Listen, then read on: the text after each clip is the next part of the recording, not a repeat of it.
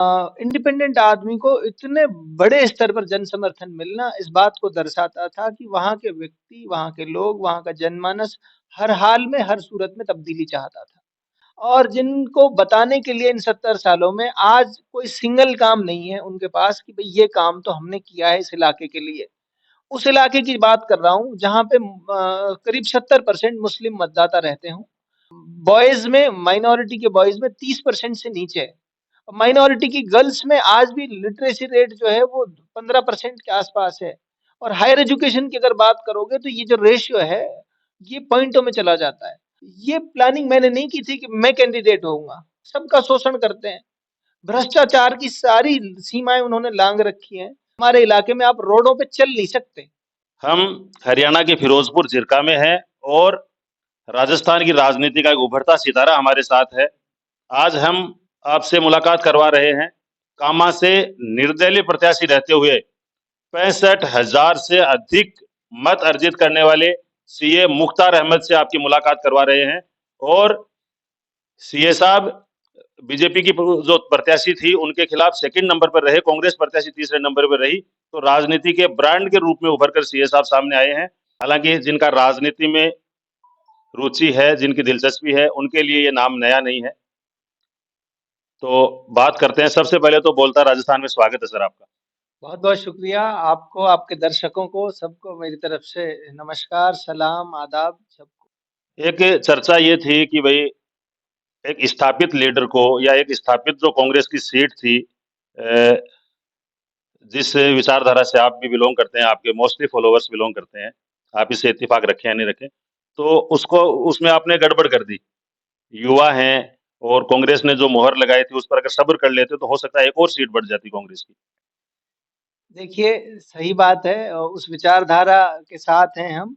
लेकिन राजनीति में विचारधारा के साथ-साथ लोगों की मंशा और इलाके के लोग क्या चाहते हैं वो बहुत महत्वपूर्ण है। लोगों की भावनाओं को, पार्टियों को भी कदर करनी चाहिए और हम नेताओं को भी उसका ख्याल रखना चाहिए। हमारे इलाके की जिस तरह की परिस्थितियाँ थी, इंडिपेंडेंट आदमी को इतने बड़े स्तर पर जन समर्थन मिलना इस बात को दर्शाता था कि वहाँ के व्यक्ति, वहाँ के लोग, वहाँ का जनमानस हर हाल में, हर सूरत में तब्दीली चाहता था। और यंग जनरेशन के जो लोग थे, उनमें जो डिससैटिस्फैक्शन था, उनमें जो नाराज़गी थी, उस नाराज़गी की वजह से वो किसी भी सूरत में ट्रेडिशनल लोगों को नहीं चाहते थे।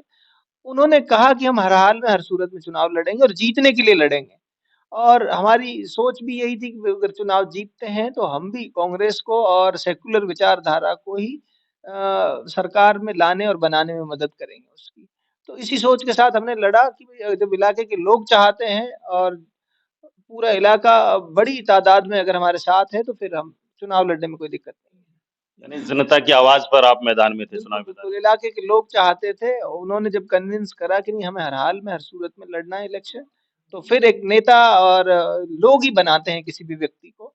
जब इलाके की आवाज़ थी, नौजवानों का की मंशा थी कि हमको हर हाल में स्ट्रगल करना है और लड़ना है, तो फिर वो रास्ता अपनाना पड़ा।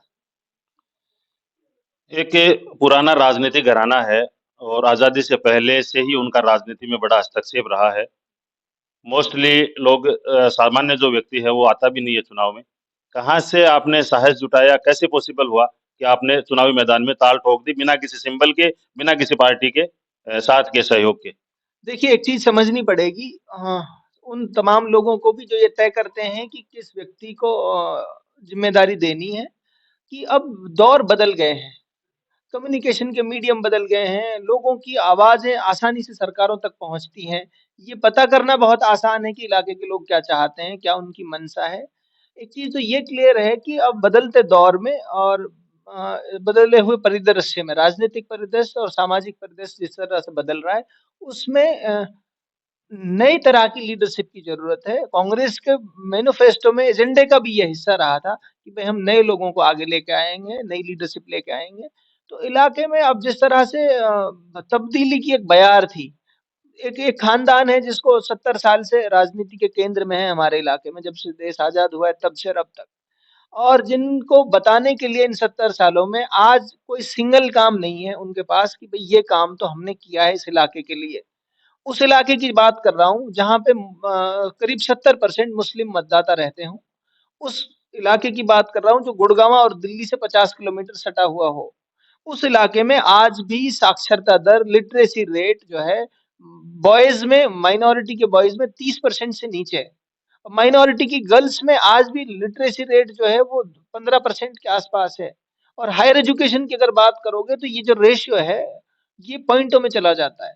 उस इलाके में 70 साल में अगर नौजवानों को आज इस बदलते दौर में अगर नौजवान खड़ा होकर ये बात पूछ रहा है कि भाई हमारे साथ राजनीतिक रूप से इस तरह का भेदभाव क्यों किया गया, क्यों ये इलाका इस तरह से पिछड़ गया मुख्य धारा से, तो नौजवान पूछ रहा है, तो उसके लिए सरकारों को अकाउंटेबल होना पड़ेगा। सरकारों की जवाबदेही बनती है, राजनीतिक लोगों की जवाबदेही बनती है, जो पार्टियां चला रहे हैं उनकी जवाबदेही बनती है कि लोगों की भावनाओं को, लोगों के जनमानस की जो भावनाएं हैं उनकी कदर करते हुए ऐसे लोगों को उतारें जिनको इलाके के लोग चाहते हों, जो बदलाव के इस दौर में फिट बैठते हों।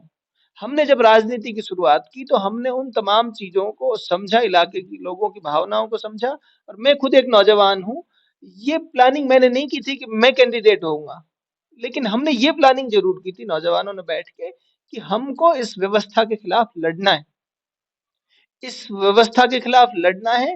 कैंडिडेट इलाके के लोग जिसे चाहेंगे उसे बना ले, लेकिन ये कब तक चलेगा कि एक राजनीतिक घराना है जो कुंडली मार के बैठ गया है, जो शोषण करता है हमारे ही लोगों के, जो मतदाता उनको वोट दे रहे हैं उनका भी और जो नहीं दे रहे उनका भी, सबका शोषण करते हैं। भ्रष्टाचार की सारी सीमाएं उन्होंने लांग रखी हैं, फिर भी सरकारों पे फर्क नहीं पड़ता। ऐसी कोई विधानसभा नहीं है 200 की 200 विधानसभा सीटों में जिनके खिलाफ इतना बड़ा माहौल हो। ऐसी कोई विधानसभा नहीं है, हमारे इलाके में आप रोडों पे चल नहीं सकते। कांग्रेस के तत्कालीन मंत्री पर आप भ्रष्टाचार के आरोप लगा रहे हैं कि वो भ्रष्टाचार में मैं लिप्त थी मैं मंत्री मैं रहते नहीं हुए। लगा रहा, पूरा पूरा राजस्थान की कैबिनेट जानती है। वहां धरना चला उस मंत्री के खिलाफ सचिवालय में। आप पूरे 200 एमएलए में से किसी के खिलाफ सचिवालय में धरना नहीं चला। और मैं, मुझे याद नहीं है कि कभी किसी मिनिस्टर के खिलाफ सचिवालय में, सचिवालय के लोगों ने धरना दिया हो, भ्रष्टाचार के खिलाफ धरना दिया हो। कोई ऐसा मिनिस्टर नहीं है। अभी आपने सर अखबारों की सुर्खियों में भी रहा।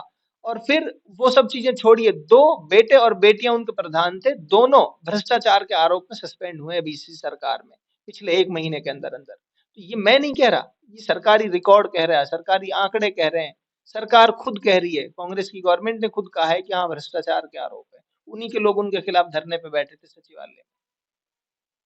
एक भ्रष्टाचार कारण था, दूसरा लंबे समय से वो वहाँ की राजनीति में है। इसके अलावा क्या कनेक्टिविटी कम रही, या जो गुज़िस्ता सरकार थी उन्होंने कथित रूप से जो विकास की गंगा बहाई थी, वो कामा के हिस्से में नहीं आया बिल्कुल भी, उसका असर नहीं हुआ? सर देखो, कनेक्टिविटी और ये सब बातें भी अब कोरी बातें नहीं चल सकती इलाके में। जब तक आप डेवलपमेंट की बात नहीं करोगे, हमारे अधिकारों की आप बात नहीं करोगे। एक नेता को चुनते हैं, इसलिए चुनते हैं कि वो आवाम की आवाज सरकारों तक पहुंचाए, इस इलाके की परिस्थितियां सरकार के बड़े जो है उन तक पहुंचाए। लेकिन हो क्या रहा है, भ्रष्टाचार के ऐसे आयाम नए नए स्थापित किए हमारे यहाँ के विधायक ने कि जिनका कोई लेखा जोखा सरकार के पास नहीं है। 100 करोड़ रुपए की बिल्डिंग बनाई वहां अपने रहने के लिए। तो ऐसी स्थिति में आवाम तो त्राही त्राही मांग गई। दिल्ली से लेकर जयपुर तक अगर किसी विधायक का विरोध हुआ तो हमारे इलाके के विधायक थे। फिर भी सरकारें अगर सुनने के लिए तैयार नहीं है, फिर भी सरकारों ने अगर आंखें मूंद रखी हैं, तो इसका कोई इलाज नहीं है। फिर तो लोग खड़े होंगे, विरोध भी करेंगे लोग। वही हुआ कामा में। तो कामा की सीट के हारने के लिए कांग्रेस पार्टी के जो आला अधिकारी हैं वो जिम्मेदार हैं, क्योंकि अब ऐसा नहीं था कि ये विरोध छुपा था किसी से। ये विरोध जग जाहिर था। हाँ, जयपुर से लेकर दिल्ली तक हर चौखट कांग्रेस के बड़े नेता की, इलाके के लोगों ने खटखटाई, किसी नेता ने नहीं खटखटाई। औरतें हजारों की तादाद में दिल्ली के एआईसीसी मुख्यालय के बाहर धरने पे बैठी थी। हम इसको किसी भी सूरत में नहीं चाहते। हम हरियाणा के फिरोजपुर जिरका में हैं, और राजस्थान की राजनीति का एक उभरता सितारा हमारे साथ है। आज हम आपसे मुलाकात करवा रहे हैं कामा से निर्दलीय प्रत्याशी रहते हुए 65,000 से अधिक मत अर्जित करने वाले सीए मुख्तार अहमद से आपकी मुलाकात करवा रहे हैं। और सीए साहब बीजेपी की जो प्रत्याशी थी उनके खिलाफ सेकंड नंबर पर रहे, कांग्रेस प्रत्याशी तीसरे नंबर पर रही। तो राजनीति के ब्रांड के रूप में उभर कर सीए साहब सामने आए हैं।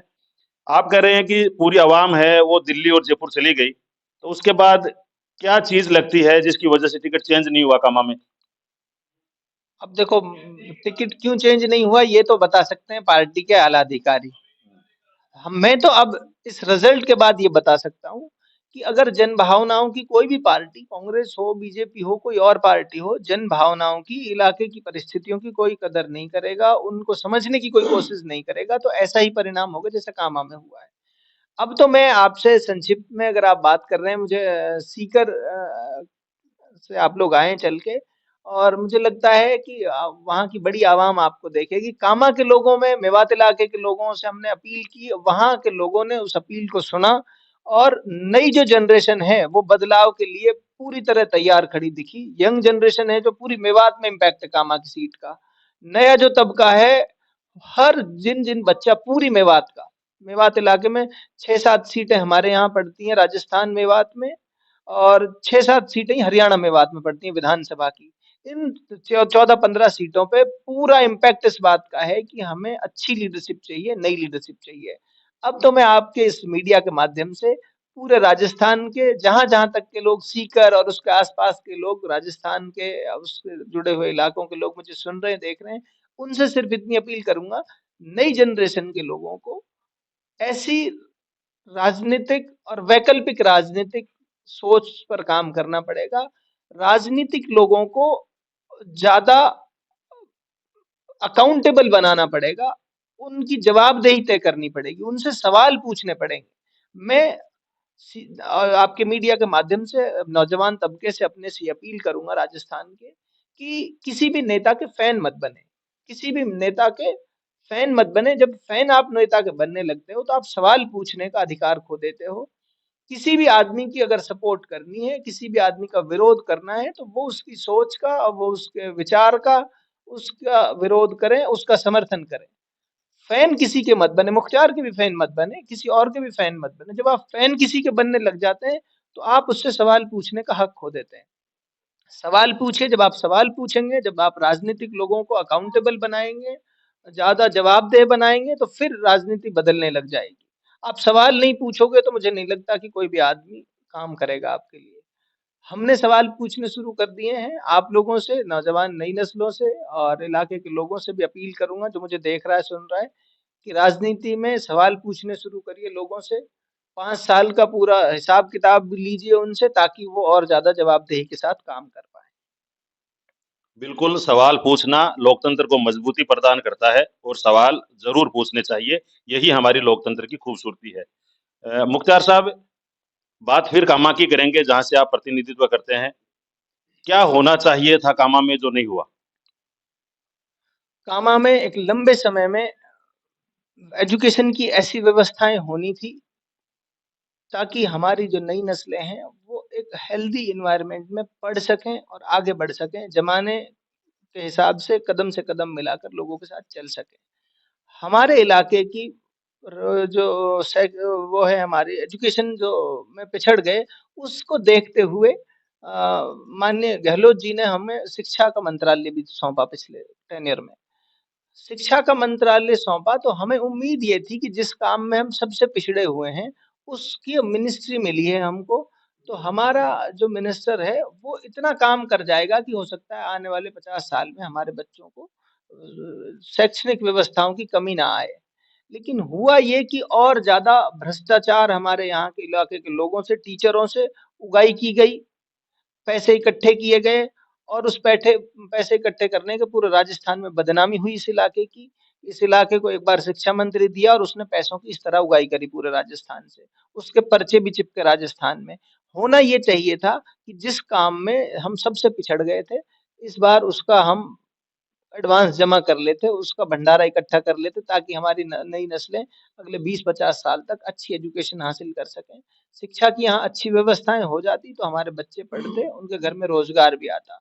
होना ये चाहिए था कि हमारे दिल्ली से हम लगते हुए हैं, सटे हुए हैं, हमारे यहाँ अच्छे रोडों की व्यवस्था होती ताकि हमारी कनेक्टिविटी अच्छी होती। हमारे इलाके का दूध, हमारे इलाके की सब्जियाँ दिल्ली जाकर बिक सकती हैं और उनके जस्ट 1.5 गुना दाम हो जाते हैं। अगर ये दूध यहाँ 35 रुपए लीटर बिक रहा है तो दिल्ली में 70 रुपए लीटर दूध बिकता है। सब्जी यहाँ 5 रुपए किलो बिकती है, वहाँ 50 रुपए किलो बिकती है। तो अगर आप चीज़ों को समझना शुरू कर देंगे, आम आदमी को अगर ताकतवर तब होगा आम आदमी जब उसके हाथ में रोज़गार आएगा, उसके हाथ में काम आएगा। वो होना ये चाहिए था कि लोगों को लार्ज स्केल पे मोटिवेट करना था कि आपको पढ़ना पड़ेगा, तब समाधान निकलेंगे। हुआ यूं कि आपने लोगों को साइबर क्राइम की तरफ धकेल दिया। बड़ी तादाद में नौजवानों को आपने साइबर क्राइम की तरफ धकेला और पूरी व्यवस्था जानती है कि इनके संरक्षण में और इनकी सिर्फ इसलिए कि इनकी जेबें भरती रहें, इसलिए इन्होंने लोगों को लूटा साइबर क्राइम के नाम पर। साइबर क्राइम के नाम पर लोगों को डराया धमकाया गया। इस तरह की व्यवस्थाएं जिनकी कोई जगह नहीं थी इस इलाके में, उस तरह की व्यवस्थाओं को पनपने दिया गया। आज उसके परिणाम हम भुगत रहे हैं। तो ये चीजें हैं बहुत सारी जिन पे हमें काम करना था, जो पीड़ा थी इस इलाके का, दुख था, दर्द था। हम ऐसी स्थिति में हैं कि किसी से कह भी नहीं सकते हम। एक तरफ तो हमें बीजेपी का डर दिखाते हैं कि बीजेपी आ जाएगी, दूसरी तरफ ये है कि पूरा इलाका चीख-चीख के मर गया कि हम इनसे छुटकारा चाहते हैं, पीछा छुड़ाना चाहते हैं। और एक राजनीतिक पार्टियाँ ऐसे लोग फैसले लेते हैं और उन्हीं व्यक्तियों को थोप देते हैं हमारे ऊपर। तो फिर लोग क्या करेंगे? तो इस डर में कब तक जिएँगे हम कि बीजेपी आ जाएगी या कोई और जीत जाएगा? तो इन व्यवस्थाओं के खिलाफ तो लड़ना पड़ेगा नए नौजवानों को। तो कामा में बहुत कुछ था जिसे बदलना था और मुझे उम्मीद है हम हारे नहीं हैं। हम पूरी कई गुना एनर्जी के साथ फिर दोबारा लड़ेंगे। हम पहले तो हमारी तैयारियां हमने की थी। इस बार हम बिल्कुल ही डायनामिक तरीके से एक एक आदमी तक अपनी बात पहुंचाने की कोशिश करें। पिछली बार कुछ लोगों को कन्विंस हम नहीं कर पाए। इस बार हमारी कोशिश ये रहेगी हर वो व्यक्ति जिस तक हमारी बात, जिस तक हमारी अप्रोच, जिस तक हमारी समझ नहीं पहुंच पाई, उस हर व्यक्ति तक उस सोच को और उस अप्रोच को पहुंचाना है। और उस पे हमने अभी से काम करना शुरू कर दिया है। इलेक्शन जिस दिन जीते उससे नेक्स्ट वेरी नेक्स्ट डे से हम काम कर रहे हैं। लोगों से मिल रहे हैं, लोगों के पास जा रहे हैं, हर व्यक्ति की समस्या क्या है, उसका बेहतर से बेहतर समाधान क्या हो सकता है, पूरे इलाके को समझने की भी कोशिश कर रहे हैं। 2023 में राजस्थान में सत्ता का परिवर्तन हुआ और कामा में भी परिवर्तन हो गया। तो अब आपके विधानसभा क्षेत्र में क्या चल रहा है? नई सरकार बनी है, नई एमएलए हैं, तो कैसे हालात है वहाँ या नई सरकार क्या कर रही है, कुछ नहीं कर रही है? इस वक़्त क्या हालात है वहाँ पे? देखिए, अगर सरकार की आप बात करोगे तो मेरा अपनी जो समझ बनी है अभी तक, तो सरकार में मुख्यमंत्री को ही नहीं पता मुझे क्या करना है। मुख्यमंत्री कंफ्यूज है। हमारे इलाके की विधायक हैं, वो भी बेचारी कंफ्यूज है। कभी कुछ बोलती हैं, कभी कहती हैं मेरे लिए रमजान में दुआ करना, कभी कहती हैं कि मैं तो कभी मुसलमानों को ही खत्म करने की बात करती हैं, कभी कहती हैं मुझे बंदूक चलाना आता है, कट्टा चलाना आता है। तो यह तो आत्मरक्षा के गुरु है ना? अरे एक नेता को ये कहने की कहाँ जरूरत पड़ जाती है कि मुझे कट्टा चलाना आता है, बंदूक चलाने आती है। उसको तो सरकार ने वो व्यवस्था दे रखी है सुरक्षा की। तो ये आम आदमी में डर दहशत घुसाने के लिए, ताकि आसानी से पैसे ऐंठे जा सकें लोगों से। व्यवस्था को और माहौल को तनाव में लाओगे, जब जब लोग तनाव में रहेंगे तो उनकी जेब से आसानी से पैसे लूटे जा सकते हैं। सिर्फ उसका खेल है। माननीय मुख्यमंत्री जी हैं, उनको ही नहीं पता वहाँ सरकारों को क्या करना है क्या नहीं करना। दिल्ली से कोई आदेश आता है तो उस पे जब कोई अमल होता है, मुझे तो समझ नहीं आ रहा कि अभी की सरकार किस तरह की फंक्शनिंग है, पर आपके जिले को उम्मीद। सीएम की सौगात मिल गई, फिर भी आप सवाल ही उठा रहे हैं। खुशी नहीं है थोड़ी मन में? तो नहीं, खुशी तो देखो सीएम है, उनको जिम्मेदारी मिली है, पर मैं ये कहना चाहता हूँ काम हो। सीएम मेरे जिले का हो तब भी काम हो, मेरे नहीं, जिले नहीं का हो रहा है नहीं क्या? हो तब भी काम हो। अभी नहीं हो रहा, जब होगा तो शायद मैं पहला व्यक्ति होऊंगा जो अप्रिशिएट भी करूंगा उनको। मैं ऐसी सोच का आदमी हूँ कि कोई अच्छा काम कर रहा है तो उसको अप्रिशिएट भी करना चाहिए, और जहाँ कोई कमी कर रहा है तो उसको बोलना भी चाहिए। बहुत अच्छी बात है। ये हमने विधानसभा चुनाव की बात की, अब लोकसभा चुनाव सिर पे हैं और एक बड़ी पार्टी ने 15 कैंडिडेट्स भी मैदान में उतार दिए। यानी चुनावी सरगर्मियां वो तेज है। तो लोकसभा चुनाव को लेकर क्या मन है सीए साहब का? जो देश विरोधी ताकतें हैं उनके खिलाफ रहेंगे। उनके खिलाफ पूरी ताकत से प्रचार करेंगे, प्रसार करेंगे। और ये चुनाव से ज़्यादा देश में लोकतंत्र को और देश के सांप्रदायिक सौहार्द को बचाने का चुनाव है, मुझे ऐसा लगता है। इसलिए तमाम मतभेदों को भूलकर, तमाम मनभेदों को भूलकर मेरी कोशिश ये रहेगी और मेरे जैसे सोच के तमाम लोगों की कोशिश ये रहेगी कि हम सांप्रदायिक ताकतों के खिलाफ लड़ें। हम इस मुल्क की जो असल स्पिरिट है, इस मुल्क की जो असल खूबसूरती है कि अनेकों अनेक भाषाओं के, अनेकों अनेक धर्म के, अनेकों अनेक तरह की सांस्कृतिक भेदभावों के लोग रहते हैं, बावजूद इसके वो एकजुटता से रहते हैं। ये खूबसूरती है इस देश की। इसलिए इस खूबसूरती को बचाना है तो फिर उन ताकतों के खिलाफ एकजुट होकर लड़ना पड़ेगा, जो इस तरह की राजनीति करते हैं, जो नफरत की, उनके खिलाफ लड़ना पड़ेगा। इसके लिए हम पूरे प्रयास कर रहे हैं, पूरी ताकत से लड़ेंगे। जब चुनाव मैदान में गए थे आप, तो एक स्थापित परिवार आपके सामने था, और आपको लग रहा था कि इतना शानदार स्कोर कर जाएंगे, या जो मंत्री रही हैं उनको तीसरे नंबर पे धकेल देंगे, या सिर्फ एक एक ही बिरादरी से दो कैंडिडेट आते हैं तो रिजल्ट थोड़ा सा प्रभावित हो जाते, वहां तक मकसद था क्या? माइंड में चल रहा था उस टाइम आपके? नहीं, हमने पहले दिन से ही जिस दिन ये तय किया था, हमारे लोग हैं जो हमारी टीम के साथी थे, उन सब के साथ हमने बैठ के मशवरा किया कि इन परिस्थितियों में क्या करना चाहिए, हमारे सामने क्या रास्ते हैं। तो हम पहले दिन से ये थे कि हमें इलेक्शन लड़ना है और हर व्यक्ति तक पहुंचना है। और हम बहुत श्योर थे इस बात में, हमें कभी डाउट नहीं था कि हम चुनाव जीतने में, हमें कोई शंका नहीं थी कभी भी, 1% भी। पूरे चुनाव में हमें ये था कि हम आसानी से चुनाव जीतेंगे और जीतने के लिए ही लड़े हम। हमारी पहले दिन ये थी, जब हमारी कोर टीम की मीटिंग थी, उसमें मैंने एक ही बात कही, अगर आप हर व्यक्ति को इंडिविजुअली जाकर समझाने में कामयाब हो गए तो हमें चुनाव जीतने से कोई नहीं रोक सकता। वही किया हमने। महिलाओं की हमने 10 से 15 अलग अलग टीमें बनाई। हर घर तक हमारी महिला वॉलेंटियर पहुंची है, हर घर तक। और उनको कन्विंस किया, उनको अपनी अप्रोच बताई, उनको ये बताया कि किस किस तरह से आपके बच्चे, आपकी फैमिली, परिवार एक राजनीति से प्रभावित होते हैं। तो ये पूरी प्लानिंग थी, और ये पूरी प्लानिंग थी और उसका एग्जीक्यूशन भी उतना ही शानदार था। तो हम बहुत श्योर थे इस बारे में कि हम आसानी से चुनाव जीत जाएंगे।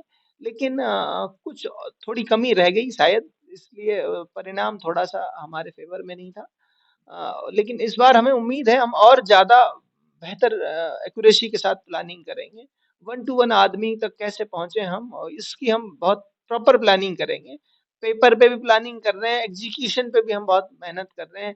और नए दौर जमाने के बदलाव के साथ क्या क्या चीजें बदल रही हैं और वो हमें कैसे हेल्पफुल हो सकती हैं, और अगले 5 से 10 साल में क्या क्या चेंजेस हैं दुनिया के अंदर, और उन चेंजेस में राजनीतिक रूप से और सामाजिक रूप से हमारे इलाके की ज़रूरतों को देखते हुए क्या-क्या कुछ बदल सकता है।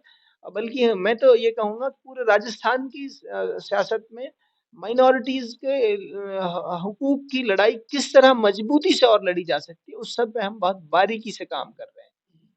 हर विधानसभा सीट का, मैंने जैसे आपको पीछे भी मैं कन्वर्सेशन में बता रहा था, 200 विधानसभा सीटों में हर विधानसभा सीट का मैंने पार्टी की कांग्रेस पार्टी को पहले भी सबमिशन सौंपे थे।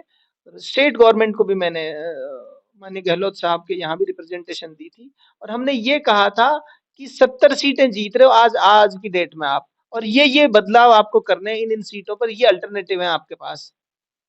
और मैं रिटर्न डॉक्यूमेंट सबमिट करके आया हूँ और वही के वही नतीजे आए। 70 सीटें आपने जीती। कुछ कुछ जो बदलाव आपने करने थे, अगर वो किए होते, और अब खुद कांग्रेस पार्टी ये बात मान रही है, तो हम हर सीट पर पूरे राजस्थान की राजनीतिक जो परिदृश्य है, राजनीतिक जो तालमेल है, पूरा समीकरण जो है, उस पर हम पूरे पे काम कर रहे हैं। और मुझे उम्मीद है पूरे राजस्थान में नई जनरेशन को हम एक अच्छी राजनीतिक सोच, एक विचार देने का काम आने वाले समय में करेंगे। हम इस पे बहुत बारीकी से काम कर रहे हैं। और मेरी अपील आप नौजवानों से, जितने भी लोग हमें सुन रहे हैं, आप मेरे सोशल मीडिया अकाउंट्स पे, या मेरे मोबाइल नंबर भी पब्लिक है और मेरे सोशल मीडिया अकाउंट पे मिल जाएगा आपको। आप लोग भी अगर राजनीतिक रूप से, सामाजिक रूप से कुछ कंट्रीब्यूट कर सकते हैं, और कोई आइडिया, कोई विचार आपके मन में है, दिमाग में है, तो आप हमारे साथ शेयर करिए। और मुझे उम्मीद है हम सब मिलजुल कर बहुत कुछ अच्छा कर सकते हैं। कोई अकेला आदमी बेसिकली बड़े बदलाव नहीं ला सकता। एज ए टीम जब हम काम करते हैं तो हम बड़े बदलाव का कारण बन सकते हैं। और मुझे लगता है मैं एक टीम में मिलजुल कर काम करने में मैं बहुत कंफर्टेबल हूँ। लोगों के सजेशन सुनता हूँ, लोगों को बहुत अच्छे से सुनता भी हूँ, उनकी बात पे कोशिश भी करता हूँ कि उनकी बात को सिंसियरली सुना जाए, समझा जाए और उस पे काम किया जाए। तो मैं पूरे राजस्थान के लोगों से, नई जनरेशन के लोगों से अपील करता हूँ, हम एक दूसरे के साथ जुड़कर मिलकर काम करें, एक दूसरे को सजेशंस देंगे। कुछ बातें हो सकता है मैं बताऊं उसमें और उससे ज्यादा आप ऐड ऑन कर दें कुछ, तो मिलजुल कर बहुत अच्छा किया जा सकता है। उस पे हमें उम्मीद है करेंगे हम आगे चल के काम। अभी हम बात कर रहे थे तो आप कह रहे थे आपने 200 विधानसभा सीटों पर आपने आपके जो सोर्सेज हैं उनसे आपने होमवर्क किया। भरतपुर और अलवर यहाँ थोड़ा अपेक्षाकृत ज्यादा आपका दखल है। बता सकते हैं इन दोनों सीटों पर कांग्रेस के पास हैं जिताऊ उम्मीदवार? अगर हैं तो कौन है? लोकसभा की अगर आप बात कर रहे हैं तो लोकसभा में संजना नाम की एक लड़की है बयाना से, मांग रही है टिकट कांग्रेस? टिकट मांग रही है कांग्रेस से वो। मुझे लगता है वो यंग लड़की है और अच्छा इम्पैक्ट रहेगा उसका। उसके बाद भजन लाल जी हैं और वो टिकट मांग रहे हैं हमारे भरतपुर लोकसभा से। मिनिस्टर रहे हैं पिछली सरकार में, लेकिन भ्रष्टाचार के बड़े आरोप थे उन पर। उस उनके इलाके के लोगों में बड़ी नाराजगी थी उनके खिलाफ। तो वो टिकट मांग रहे हैं। इन दोनों में से मुझे लगता है जो दो विकल्प हैं और भी संभावनाएं देखी, लेकिन उन सब में ये दो लोग मुझे लगता है, इनमें से संजना को मैं फेवर करूंगा कि वो उनको टिकट देते हैं तो कंपैरेटिवली ज्यादा अच्छा रहेगा। फिर भी कांग्रेस किसको अलवर देते में? तो ललित यादव को मैं उम्मीद कर रहा हूँ कि पार्टी टिकट दे। वो यंग लड़का है और मैं मेरी कोशिश तो ये है कि नए लोग आए और जो वैचारिक रूप से जो मजबूत हों ऐसे लोग निकल कर आए। ललित यादव को पार्टी टिकट देगी तो और उम्मीदवारों के मुकाबले वो मजबूत रहेगा, ऐसा मेरा मानना राजनीति में ऐसी बेबाकी पहली बार देखी है। एक भी सवाल ऐसा नहीं था जिस पर आप निरुत्तर हो जाएं या बचाव करके निकल जाएं। जहां नाम पूछा गया वहां नाम भी बताए हैं। आपसे बात करके सीए साहब बहुत अच्छा लगा। उम्मीद करेंगे कि हमारे लोगों को आपकी ये मुलाकात बहुत पसंद आएगी। हम आपके उज्जवल भविष्य की कामना करते हैं। आपने हमें समय दिया और एक छोटी सी मुलाकात में आपने फ्यूचर का रोड मैप बताया, पूर्ववर्ती सरकार में क्या क्या चीजें हुई वो सारी चीजें बताई। और निश्चित रूप से नेक्स्ट टाइम हम आपसे जरूर मुलाकात करेंगे। फिलहाल आपने जो वक्त दिया इसके लिए आपका बहुत बहुत है। बहुत शुक्रिया। बहुत शुक्रिया आपका, आपके दर्शकों का बहुत बहुत शुक्रिया। आप देखते रहिए बोलता राजस्थान। मुबारक अली को दीजिए इजाजत। जय हिंद। देश का पहला अनूठा गुरुकुल, जहां पर है सभी तरह के शिक्षण सुविधाओं के साथ साथ घर जैसा माहौल। स्वामी केशवानंद शिक्षण संस्थान समूह, जहां है school plus hostel plus coaching plus sports academy, यानी कि आपके बच्चे के सर्वांगीण विकास का पूरा इंतजाम। फॉर एडमिशन कॉल और विजिट NH52 सीकर राजस्थान।